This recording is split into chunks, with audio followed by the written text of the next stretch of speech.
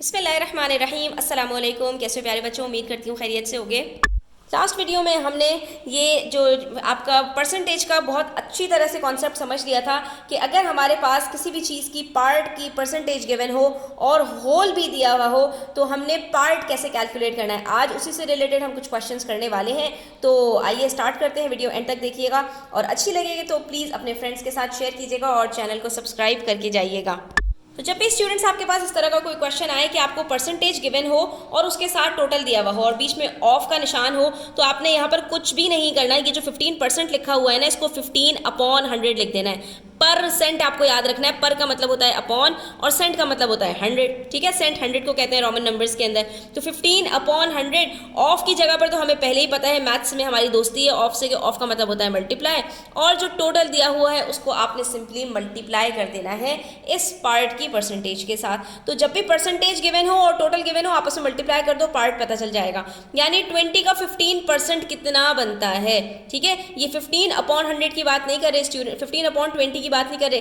ये कह रहे हैं कि अगर आपके पास 20 चॉकलेट्स हैं और आपको 15% ऑफ द चॉकलेट सिर्फ डिस्ट्रीब्यूट करनी है तो वो कितनी बनेंगी। तो हमने कहा कोई बात नहीं, हम इसको करके देख लेते हैं। 0 0 के साथ कट हो गया, उसके बाद बचा ये 10, तो 5 2s are 10, 5 3s are 15, और उसके बाद ये 2 2 के साथ भी कट हो गया। सिर्फ क्या बच गया हमारे पास, एक अदद 3 बच गया। इसका मतलब है कि 20 का 15% सिर्फ 3 होता है। और यहाँ पर हम इसको ज़रा प्रूफ करके भी देख लेते हैं स्टूडेंट्स कि मेरे पास पार्ट है कितना 3 और टोटल है कितना 20। तो हमें पता ही है कि अगर परसेंटेज कैलकुलेट करनी हो तो वहाँ पर हम जो हमारे पास होल होता है उसको हम नीचे रखते हैं और पार्ट को ऊपर रखते हैं और मल्टीप्लाई कर देते हैं 100% से। तो अब ज़रा इसको 100% से मल्टीप्लाई करके देखते हैं। 0 0 से कट हो गया, 2 1s are 2, 2 5s are 10, उसके बाद क्या बचा 3 और 5, 3 5s are 15, परसेंटेज का साइन एज इट इज़ आ गया। तो ये क्या बन गया हमारे पास 15%, यानी 20 में से 3 जो है वो हमारे पास 15% होता है, जो कि ऑलरेडी हमें यहाँ पर गिवन था। तो देखा आपने स्टूडेंट्स कितना सिंपल था। यहाँ पर सिर्फ और सिर्फ हमने 15% ऑफ 20 निकालने के लिए इन दोनों को मल्टीप्लाई किया और हमारे पास आंसर आ गया। अब ज़रा पार्ट बी देखते हैं। पार्ट बी में हमसे कह रहे हैं 20% ऑफ 45। अब हमारे पास टोटल 45 है और हमें उसका 20% कैलकुलेट करना है, तो हमने वही करना है 20/100 मल्टीप्लाई बाय 45। 0 0 से कट हो गया, 2 1s are 2, 2 5s are 10, 5 1s are 5, 5 9s are 45। यहीं पर सिंप्लीफाई कर लोगे ना स्टूडेंट्स तो बड़ी आसानी से आपके पास सब कुछ निकल के आ जाएगा। ठीक है, तो ये हमारे पास आ गया 9, यानी कि 45 का 20% सिर्फ होता है 9। सिंपल। इसी तरह से देखिए पार्ट सी के अंदर अब हमें 40% ऑफ 50 कैलकुलेट करना है। ठीक है, 50 का 40% कितना बनेगा इसको भी देख लेते हैं। 40/100 मल्टीप्लाई बाय 50। 0 0 कट हो गए दोनों, 4 5 बचा 20। तो इसका मतलब है 50 का 40% 20 होता है। 50 का अगर मैं 50% की बात करूं स्टूडेंट्स, तो हमने लास्ट वीडियो में डिस्कस की थी बात कि 50% का मतलब होता है किसी भी चीज़ का हाफ। तो 50 का 50% कितना होगा, 50 का हाफ दैट इज़ 25, और 40% कितना होगा 20। तो बस अब क्या है, अब सिर्फ आपने प्रैक्टिस करते जाना है। ठीक है स्टूडेंट्स, ये 0 0 से कट हो गया, 2 3s are 6, 2 5s are 10, 5 1s are 5। ठीक है, और यहाँ पर हमारे पास आ जाएगा 5 17s are 85।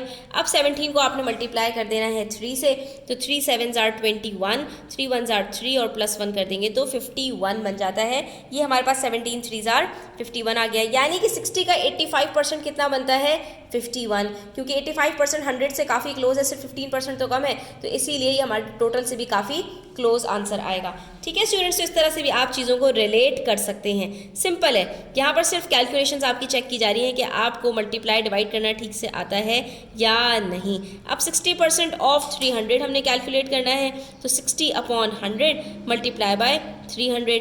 0 0 कट हो गए, 6 3s are 18 और एक 0 ऐड कर दिया, तो ये हमारे पास आंसर आ गया 180, यानी 300 का 60% 180 होता है।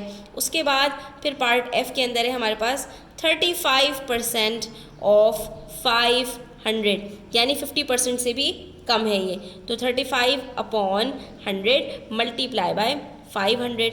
हमने 0 0 कट कर दिए, बचा 35 × 5, तो इसको जाकर हम यहाँ पर मल्टीप्लाई करके देख लेते हैं।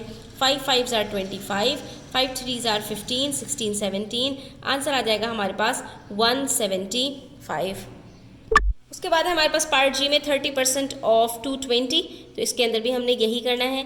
220 के अंदर भी एक जीरो है, ये जीरो से कट हो गया और ये जीरो से कट हो गया, बचा 3 इंटू 22, तो 3 2 जार 6 और 3 2 जार 6, ये बनता है हमारे पास 66, यानी 220 का 30% सिर्फ 66 बनेगा। ठीक है, उसके बाद पार्ट एच के अंदर स्टूडेंट्स, ये हमारे पास लास्ट पार्ट है, हमसे कह रहे हैं 5% ऑफ 960 हमने कैलकुलेट करना है।